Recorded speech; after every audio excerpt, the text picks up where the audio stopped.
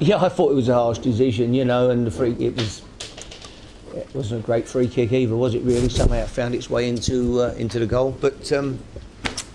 Yeah, I didn't think it was, but, you know, I'm not one to make an excuse. We had enough of the ball, enough chances after that. It was all one-way traffic. I don't think Brad's had a save to make, in all honesty.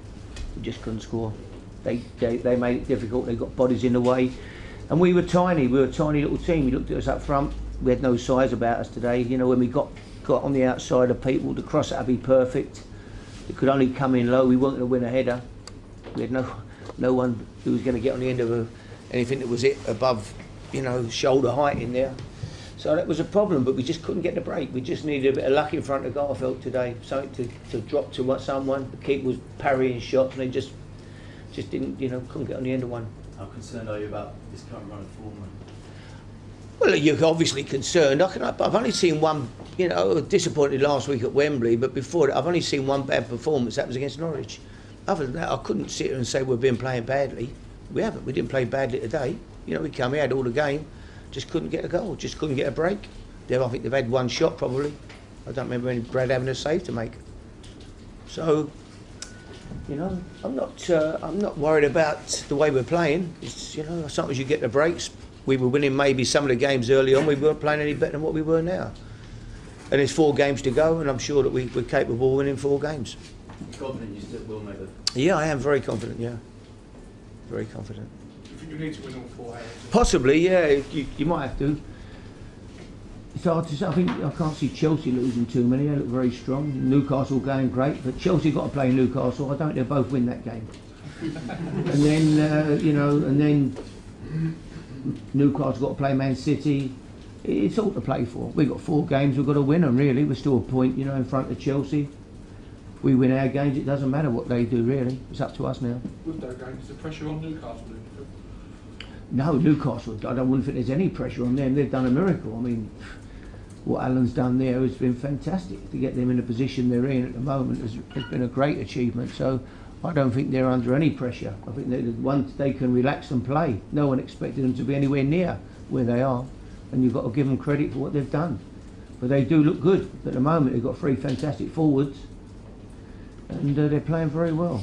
You said how confident that Spurs can win the last 4 games, but today's an example of, I think, you know, you get against relegation threatened sides who are fighting for their lives. So it's not really easy. No, it's not going to be easy. It's going to be hard. We're fighting for our lives. We're fighting for Champions League football. So no one's more disappointed than myself and the players in that dressing room now. But what can you do? We hammered away at the.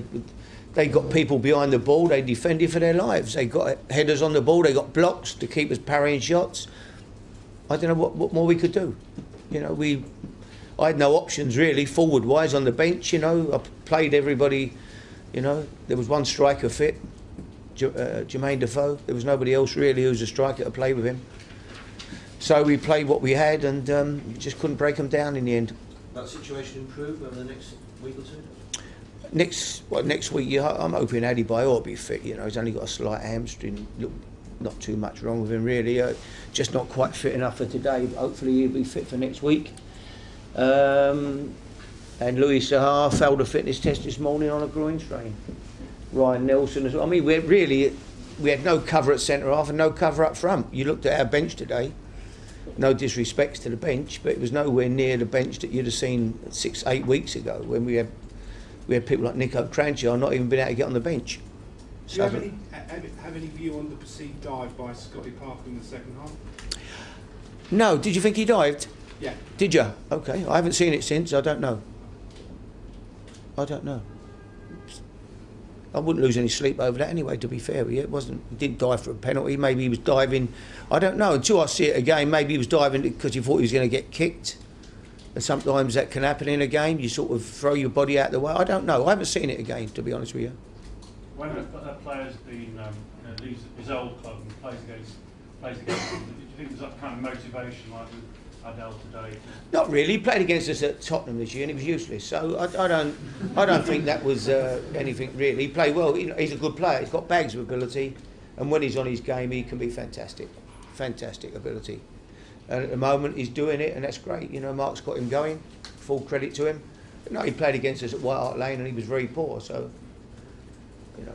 he's got nothing to prove to me. I always said he was a good player. I always liked him as a kid, and you know, unfortunately, there wasn't really a place for him in the team because of Gareth Bale played. There was Luka Modric, and he just wasn't going to get in our team. He needed his own play somewhere, and he's done that very well. And I'm pleased for him. You said he doesn't have anything to prove, but you did say that he can sometimes see the red mist a bit, and today... No, I don't think he sees a red mist. I just think Mark's, you know, at the moment they've got him going. He's working probably harder than he's ever worked in his whole life, and that's great. That's full credit to what Mark's done with him. He's got him doing a job. When he hasn't got the ball, he's doing his utmost to do a job for the team all the time, and that's fantastic to see him do that, because when he's on the ball, he's got great ability. Trying to keep a settled team in the league. Do you think maybe a lot of the players are later catching up with them towards the end of the season? They've got no one else to play. I mean, you know, who was left out today? It was only Aaron Lennon. It was Aaron Lennon, Rafa. I didn't see anybody else on the. No disrespect to the people on the bench. There wasn't too many others sort of who jumped out at you today. So you can only, you know, you've got to try to win football matches.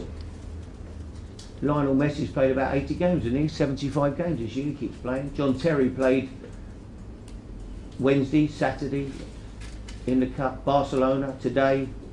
Don't seem to bother him.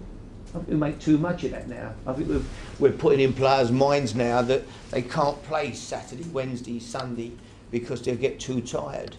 You have to rest them. You know, I think that's an absolute load of nonsense. Lionel Messi plays every game. He don't never miss a game. Ronaldo plays every game. The great players. John Terry's come out, played, I don't know, 5 games in about 12 days or something for Chelsea. He's not. Didn't show any sign of tiredness today when I saw him playing against Arsenal. All right, thanks. The last one, please. Gareth Bale jumps into the crowd to get the ball back. Is that something you'd advise Harry first to do? I didn't see it. Jumped in. No. We wanted to get on the game, didn't he? I didn't. Yeah, no, I understand why he did it. I'm just saying. Yeah. I didn't tell him before the game to jump in the crowd.